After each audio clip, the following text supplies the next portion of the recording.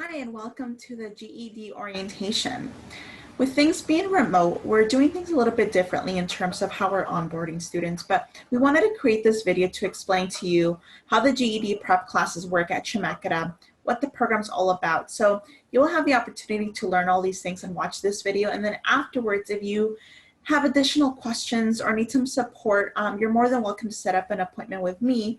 I'm the advisor for the GED students. So my name is Claudia Gallegos, and my role as an advisor is to help students plan long-term, get onboarded to their classes, and answer general questions. So that's kind of what my role is. So I'm going to start by sharing a PowerPoint to explain kind of what the program is about. So,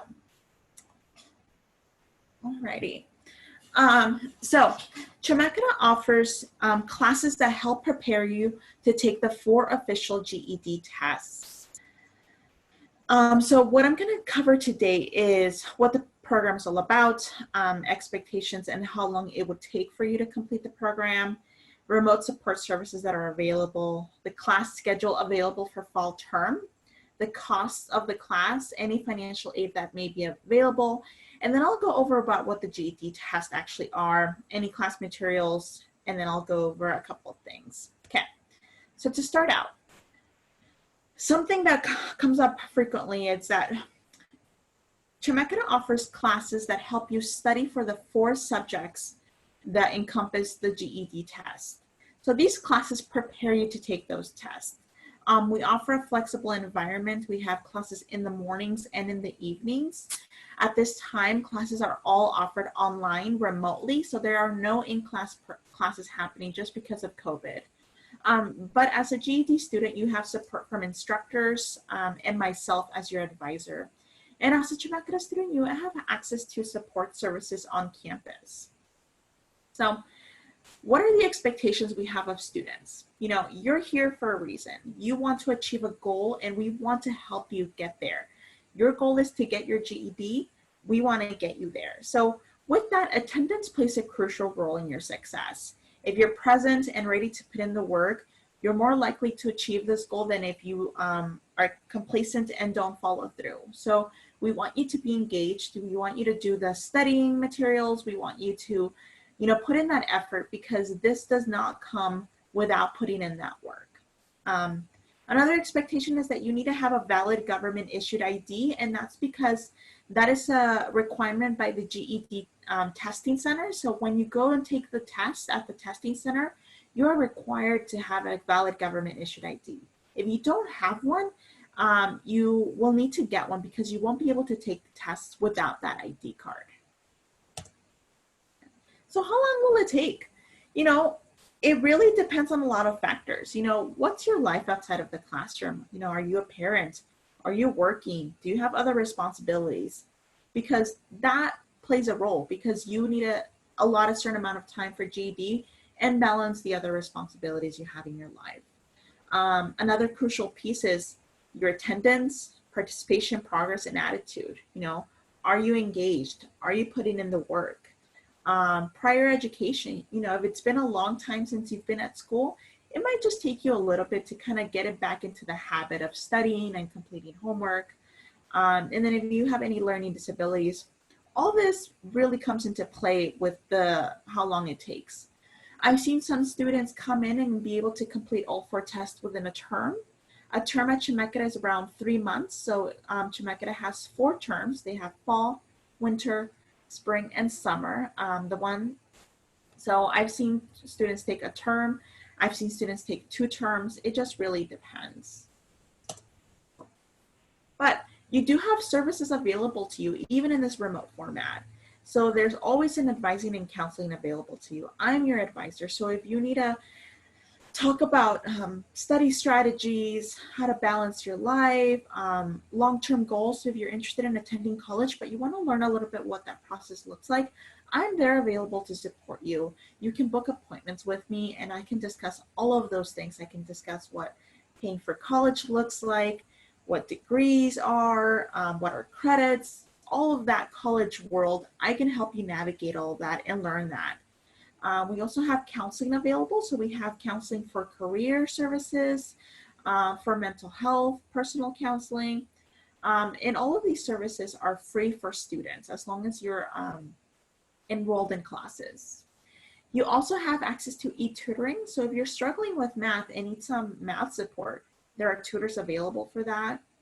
We do have Chromebook loans available because for fall term, we're going to be remote. So that means that there are no in-person classes happening. So you're going to have to, you're going to need a computer. It's going to be what's going to help you be successful. So if you don't have one, the college may be able to loan you one. They do are checked out on a first come, first served basis, and we do have a limited quantity. But in order to rent a Chromebook, you must be registered for classes. Okay? But that's something we have available. We also have the Virtual Learning Center and the Remote Learning Hub. So those are resources that can help you navigate this online world, what Zoom is, how to log into your class online, all of that. Okay. So this is what our class schedule is going to look like for fall term. So for the day classes, we're offering classes from Monday through Thursday from 10:30 to 12:20. Those for days, there's going to be specific focuses. Math focus is going to be on Mondays and Wednesdays. Language arts going to be on Tuesdays and Thursdays. However, that just means that the instructor may be focused their lectures on those subjects, but you may still, like I mentioned, we have a flexible environment, so you may be studying other topics. For the night classes, we offer classes on Mondays and Wednesdays from 5:30 to 7:20. Monday is the math focus, and then Wednesday is the language arts focus. The other days, there are no classes available. So the costs. So generally, there is a $20 program testing fee that helps determine what your placement is. It helps myself and the instructor just kind of gauge where you're starting at. Because of COVID, that testing is not available yet, but I want to make sure that you're aware of that cost in case we do come back in person in winter term. That way that cost doesn't take you by surprise. So $20, but for fall term, it's not going to be applicable. What is applicable is the class fee. The class fee is $95 and it's non-refundable. Okay. Other costs, if you're ready to take those GED tests, those tests cost $38 each. That's not included in the tuition, and that payment doesn't go to Chemacata. It goes to GED Pearson VUE. Okay, so for all 4 tests, it would be $152. If you take a test and don't pass it, it's $10 to retest. At this moment, the testing center is available on a limited basis, so you are able to book appointments to take those tests. There is some financial aid available for students. We have a program called STEP, so it stands for SNAP Training and Employment Program. If you are receiving SNAP benefits, also known as food stamps, and you qualify for this program, you can receive assistance to pay that class fee, pay for official testing, gas vouchers that are necessary to get to and from school or any other educational purpose, job and career coaching. So if you receive those SNAP benefits, make sure that when you're signing up for a tech orientation, you let them know. That way we can check your availability and process, schedule you for an intake for that program. Okay. So other than that, unfortunately, there's not other financial aid available for this program. That's it. But as a GED student, once you pay those $95 fee, you have access to what we call GED Ready vouchers. That's the name of the official practice tests for GED. Those practice tests normally cost $6, but we have vouchers that would cover that fee. So when you're a student with us, those practice tests don't come out of your pocket. We give you vouchers that would cover that fee. Also, if you complete our program, if you're engaged, you attend at least 40 hours, you pass all your tests, you're eligible to receive a 6-credit tuition scholarship for Chemacata. So that means that would cover the tuition for 6 credits for any class at Chemacata. Okay. Another thing you would be eligible for once you completed your GED is a grant called Oregon Promise that's issued by the state of Oregon. This is a grant that pays for 90 credits of tuition at any Oregon community college. So as you get close to completing all 4 tests, you would want to connect with me so we can get you to apply for that state grant if you're planning to attend community college afterwards. Okay. So now I'm going to talk about the GED tests and GED.com. Okay. So these GED tests are all computer-based exams. So you take them at a testing center, you schedule appointments, and you go into a lab and take them through the computer lab. So there are 4 tests. There's mathematical reasoning, reasoning through language arts, science, and social studies. You will be creating an account on GED.com, your own student account, and that's where you're going to track your progress. That's where you will schedule your official practice tests. That's where you will schedule your official tests. And that's where you can find your scores, transcripts, and diploma. So let's say you've been studying and you're ready to go and take that math GED test. And you come, hey, Claudia, I'm ready to go. I need to schedule this. I'm going to refer you to GED.com. And that's where you're going to go through and schedule that test. Okay. So there are scores when it comes to the GED tests. The GED Ready test, that's the practice one. So whenever you hear GED Ready, that's the practice test that you would take after you complete, a certain amount of studying for certain subjects and you think you're ready to take a practice test. You'll take one and then you're gonna be given a score that's either not likely to pass, too close to call, or likely to pass. So if you look right here, if you receive a score between 100 and 137, you're not likely to pass that test. So that means that you're just going to have to go back and study a little bit more. A good thing about these ready tests is that they give you an outline of the areas that you need to focus your studying on. So even if you don't pass that practice test, it's okay because it's going to tell you the areas that you need to go back and review. If you get a score between 138 and 151, it means it's too close to call. It could go either way. You could pass it, you can fail it. It's kind of hard to gauge and you most likely need to do some reviewing before you take your practice test again. Now, if you get a score between 152 and 200, you're likely to pass that test. So after you get a score there, Kevin is the instructor of the GED program, we would let you know that you're ready to schedule your official tests. Okay? We like to see you get a score of at least 155 because the passing score for an official GED test is 145. So if you get a 155 on your practice test, that gives you a 10-point buffer. And just in case something happens, hopefully that buffer is enough to get you through and help you pass that test. So those were the scores for the GED Ready. And again, the GED Ready was the practice test. Now we're going to talk the scores for the official test. Any score between 100 and 144 means that you did not pass the test. So you're going to have to go back, do some more studying, and then retest. If you get a score of 145 to 164, you're golden. You have passed the test. Okay? If you get a score between 165 and 174, that means that you're at college level. So you would be at college level for whatever that subject was. And then if you get a score of 175 and 200, not only are you college ready, but you are potentially eligible for receiving college credit. Okay. So these are some of the types of questions available on the GED exam. You're looking at things like multiple choice, fill in the blank, drag and drop, and that's when you pick an item and then you drag it to the corresponding place. You have hotspot, that's when there's like a picture and it will ask you to identify a certain thing within that picture. A drop-down menu, short answer.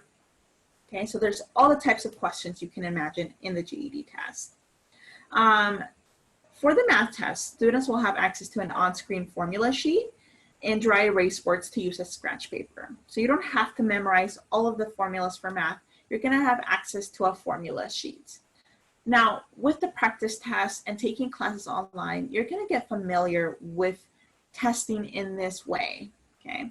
So that's why we want you to take the practice test. That way you kind of get that experience, and by the time you go to the official test, you're a little bit more relaxed. You know what to expect. You've seen it before. You got a score of at least 152 or higher, so you're going to pass that test. Just remember that, okay?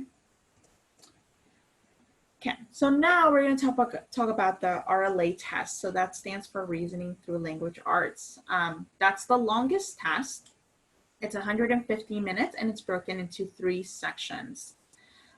You do get a break in this test, but this one's going to be focusing on reading comprehension, writing. So this is typically the longest one. Mathematical reasoning test is the second one. This one's 115 minutes long. There's 2 parts to it. Part 1 is that the first 5 test questions, you're not allowed to use a calculator. And then for part 2, the remaining 41 questions, you are able to use a calculator. Social studies and the science tests are the last 2 tests for the GED.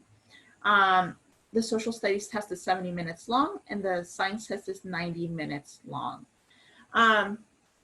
So in terms of what tests you take first, which one you take last, it's really up to you. Different students approach these tests differently. Some focus on the math first, focus all their energies. They want to complete the math one first and then they complete the other ones. I've seen students take the social studies and science tests first and then leave math and language arts to the end.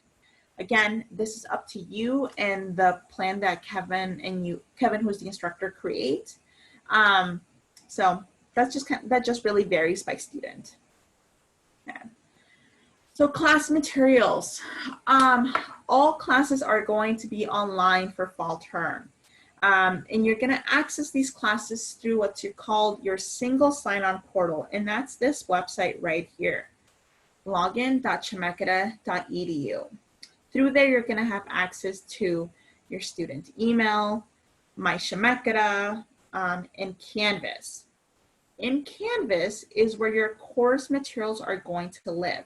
That's where you will find the Zoom link for the class, the office hours for the instructor, your assignments, your study materials.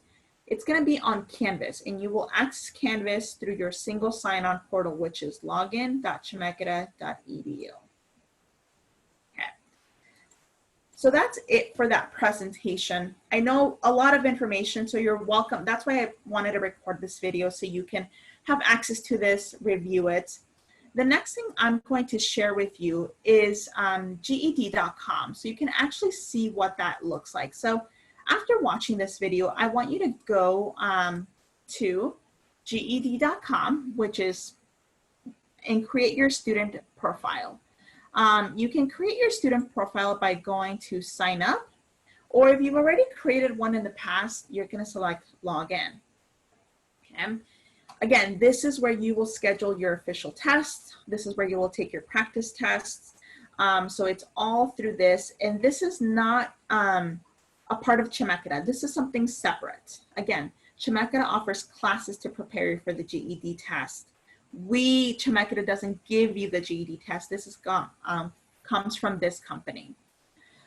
So you're going to create your account, and the one thing that you do need to do is select Chemeketa CC Yamhill Valley as the test center. That allows me and Kevin to be able to track your progress and see where you're at. Okay, so after watching this video, your next step is going to attend a technology orientation. This technology orientation is actually going to happen on campus. We've received special permission to make this happen. And this is because teaching the technology pieces to all of this can be a little bit complicated, especially if you're trying to learn how to use a program online while doing it online. It can get a little complicated. So we want to make sure that you know how to use all the technology, you know how to access your student accounts, you know how to access Zoom. And so your next step is going to be to attend one of those orientations. There is a limit of 8 students per session. So you want to make sure you sign up. It's going to be mandatory. If for some reason you're not comfortable coming on campus, totally fine. It's just that we're going to have to do that training virtually. So it might be a little bit more complicated, but it can be done. When you come to campus, you're going to be required to wear a mask and to follow explicit instructions we give you. So all that information is going to be sent to you via email. So make sure that you read it and you pay attention. When you come to that technology orientation, we ask that you come alone.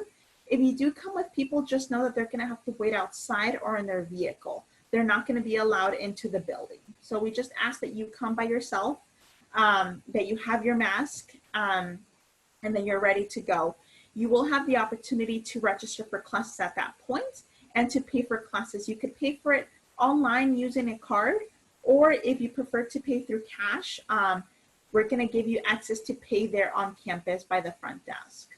So after this, so just to review, after watching this, if you have any more questions about the program, how it works, you're a little bit confused, you can book a one-on-one appointment with me because the term is about to start.